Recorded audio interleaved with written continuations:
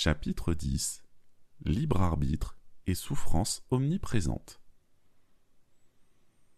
Aujourd'hui, explorons davantage la réalité de la vie. Nous savons que les humains ont une capacité d'agir subjective, c'est-à-dire qu'ils disposent du libre arbitre et de la créativité. Selon les sciences naturelles, basées sur la deuxième loi de la thermodynamique, un système isolé a tendance à augmenter son entropie pour finalement atteindre un état d'entropie maximale qui est l'état le plus désordonné du système.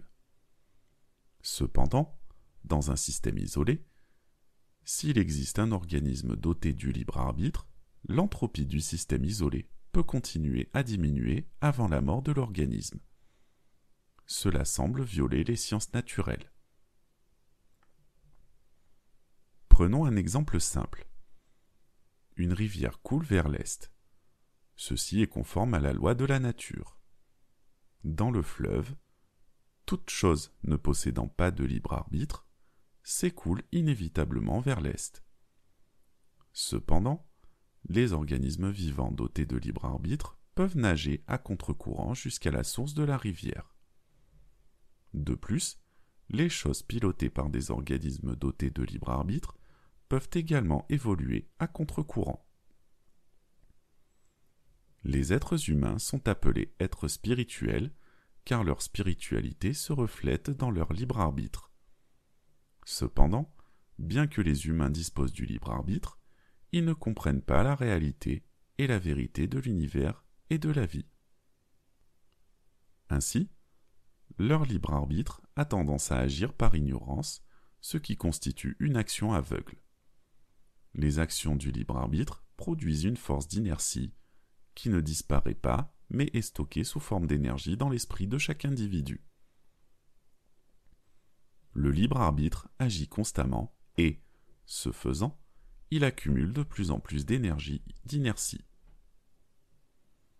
Nous appelons karma l'énergie d'inertie accumulée par les actions du libre arbitre. L'énergie accumulée par des actions karmiques répétées est connue sous le nom d'habitude karmique. Le karma est classé en karma positif, karma négatif et karma neutre. L'accoutumance au karma positif est appelée habitude karmique positive, l'accoutumance au karma négatif est appelée habitude karmique négative, tandis que l'accoutumance au karma neutre est appelée habitude karmique neutre. Ces habitudes karmiques sont stockées sous forme d'énergie dans l'esprit de chaque individu. Dans notre vie quotidienne, nous avons entendu le terme Zhao Ye. Zhao signifie créer ou générer, tandis que Ye fait référence à l'énergie d'inertie accumulée grâce aux actions.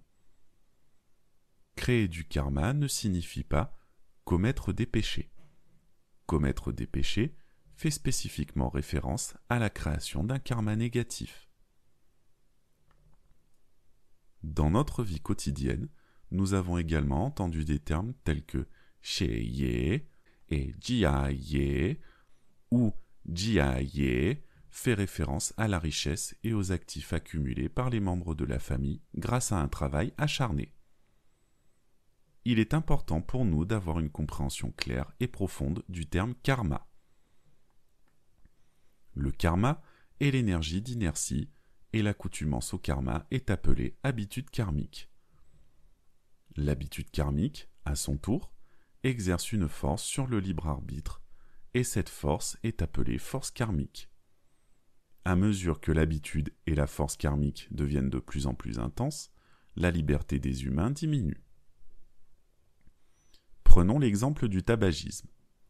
Si une personne ne fume pas du tout, alors en ce qui concerne le tabagisme, elle n'a ni habitude ni force karmique, elle est complètement libre. Pourtant, un jour, tentée par un ami, elle décide d'essayer de fumer. Au début, elle ne fume qu'occasionnellement, sans devenir dépendante. L'envie de fumer est donc très faible. En d'autres termes, l'habitude karmique de fumer est très faible. En ce qui concerne le tabagisme, elle dispose encore d'un degré de liberté relativement élevé. Après une période d'accoutumance, elle augmente progressivement sa consommation de tabac, passant d'un paquet tous les 2 jours à un paquet par jour. L'habitude karmique de fumer s'intensifie progressivement et elle commence à devenir dépendante du tabac. À ce stade, la force karmique du tabagisme la rend compulsive et restreint sa liberté.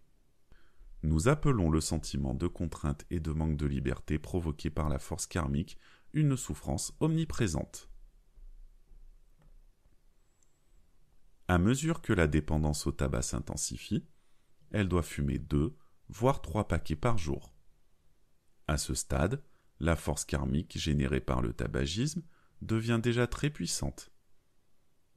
En ce qui concerne le tabagisme, elle a très peu de liberté. Si elle choisit de ne pas fumer, la force karmique lui fera éprouver de grandes souffrances. Si elle succombe à la force karmique et fume, elle connaîtra la souffrance du changement, ce qui renforce encore l'habitude karmique. Dès lors, la souffrance omniprésente provoquée par la dépendance au tabac la pousse à vivre une vie de tabagisme continu sous la contrainte de la force karmique, alternant ainsi constamment entre la souffrance et la souffrance du changement, créant ainsi un cercle vicieux. En ce qui concerne le tabagisme, elle est passée d'un état de liberté et de paix à un état sans liberté ni paix. Prenons le jeu comme autre exemple. Si une personne ne joue pas du tout, alors en ce qui concerne les jeux, elle n'a ni habitude karmique, ni force karmique, elle est libre. Cependant, un jour, tentée par un ami, elle décide de s'essayer à des jeux. Au début, elle ne joue qu'occasionnellement, sans devenir dépendante. La contrainte de jouer est donc très faible. En d'autres termes, l'habitude karmique de jouer est très faible. En ce qui concerne les jeux, elle reste relativement libre. Après une période d'accoutumance, elle augmente progressivement la fréquence de jeu d'1 ou 2 heures par jour à 4 ou 5 heures par jour. L'habitude karmique du jeu s'intensifie progressivement et elle commence à devenir dépendante du jeu. D'une manière ou d'une autre, la force karmique du jeu la rend compulsive et restreint sa liberté. En d'autres termes, elle commence à ressentir une souffrance omniprésente. À mesure que la dépendance s'intensifie, elle peut souvent jouer toute la journée et même rester éveillée toute la nuit. Certains individus ont même joué jusqu'à l'épuisement ou la mort subite. Ces reportages ne sont pas des cas isolés. À ce stade, la force karmique générée par le jeu devient déjà très puissante.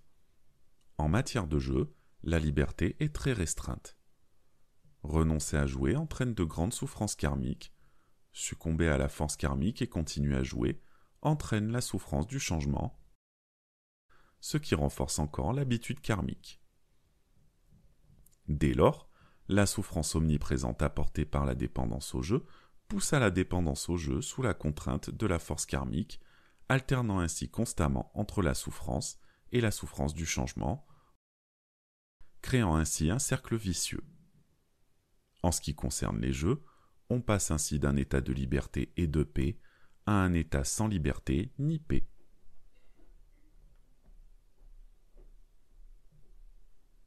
En résumé, les actions aveugles du libre arbitre génèrent du karma et l'accumulation de karma forme des habitudes karmiques.